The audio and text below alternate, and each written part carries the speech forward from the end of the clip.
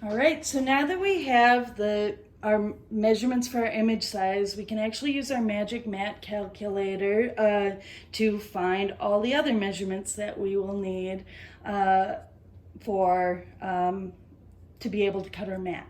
All right, so first let's go ahead and put our measurements that we just found into our Magic Mat calculator. So just as a reminder, our height of our image was 8 and 1/4 inches, and the width of our image was 10 and 5/8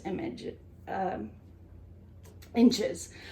So one thing that we have to do is just a quick conversion from fractions. Excel can't really handle fractions like most calculators. So we're going to convert our fractions of our inch into decimal points. And I have a good little cheat sheet for ruler conversions from fractions to decimals as well. All right, so first I'll look at my height. I had 8 inches. I can go ahead and put in the 8, and then I'll put on a decimal point, 8 point. Then I'll look for what the conversion is for 1/4. You may know this already. It's just like a quarter. So 1/4 inch is 0.25. So 8.25 is what we have to put in that box. That means 8 and 1/4 inch. All right, and then I'll come down and in this width box, I am going to put in 10, because the width was 10 inches point, and I'll look at the increment on that one. The fraction was 5/8 inch. So 5/8 inch is 0.625. All right, so again, that's the height of the image that I'm working with and the width. Height is put in this first upper box, width put in the second box below, and that is going to be 10.625. All right, the next thing that I'm going to do is I want to find or define how much the window of my mat is going to overlap the image itself. So this is important. I was talking about how we don't want any slivers of white paper to appear around the edges of our image when it's eventually sitting in the mat. So to help prevent that from happening, what we do is we make a mat window that is ever so slightly smaller than the image itself. You can see it's a little hard to see because the border is a little bit distant, but actually the window that I have here is actually 1/2 inch smaller than the images itself, and that guarantees that there's some overlap of the image of the mat window into the image space, so it comes and meets the edge of the image and we don't see any white border of the paper. All right, so the next calculation we want to put into the mat calculator is the amount of window overlap that we need. Traditionally, we don't do more than move in more than 1/4 inch on every side of that mat. So that's what I'd recommend you put in. If you have really wonky borders, we might have to move in further, crop in further to ensure there's no slivers of white showing. But usually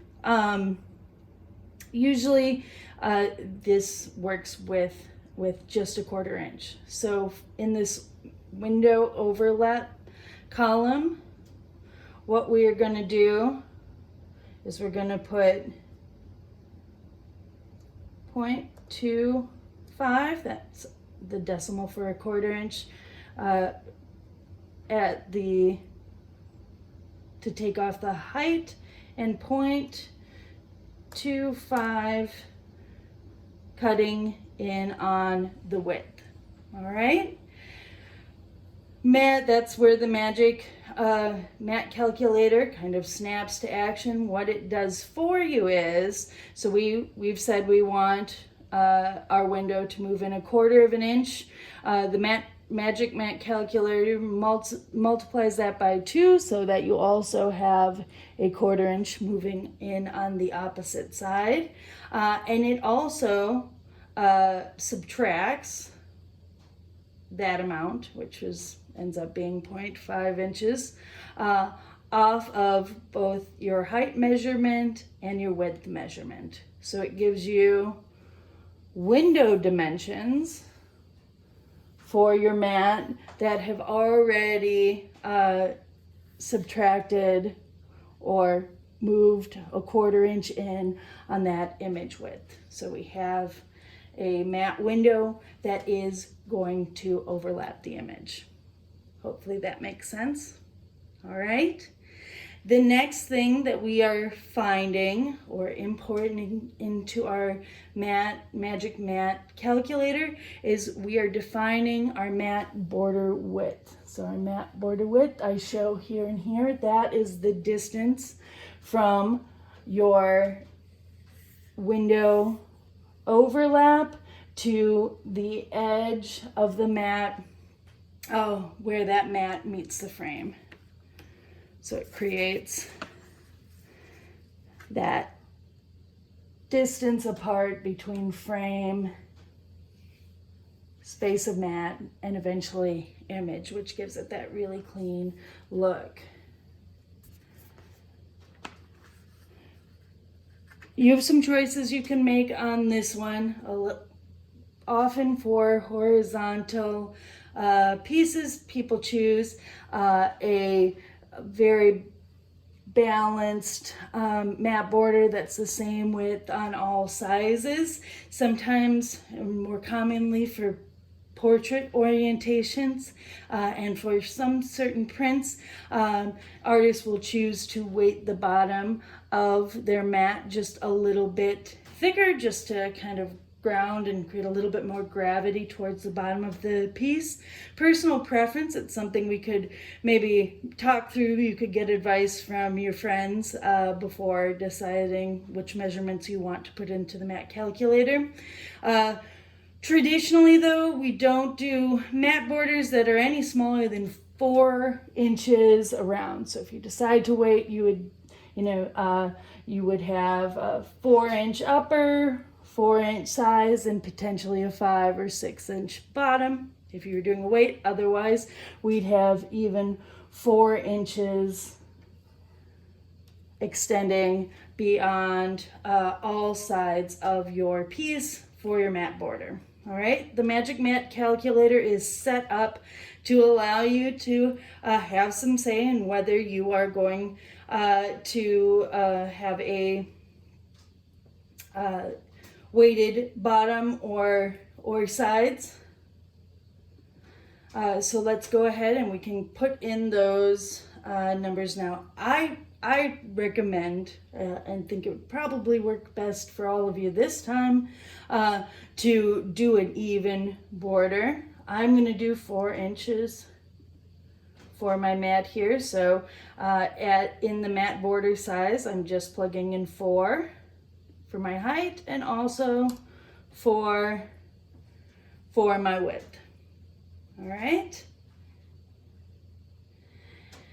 And then the Magic Mat Calculator does a little math for us here too. First, what it does is it's going to take the measurements that you've imported. So that height, you wanted a mat border of 4. It's going to multiply that by 2 so that it's calculating both that upper height and lower height for our mat.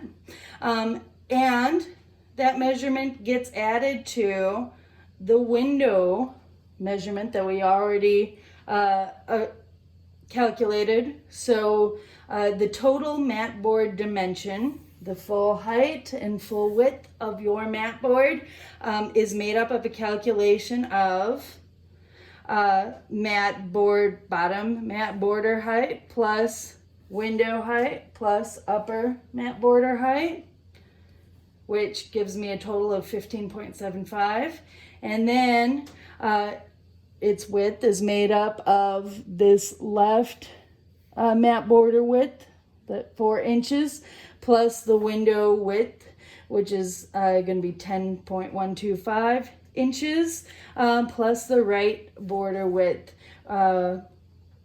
which is again 4 inches, and it gives us a total of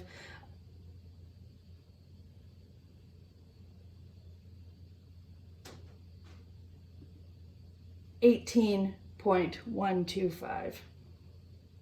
All right.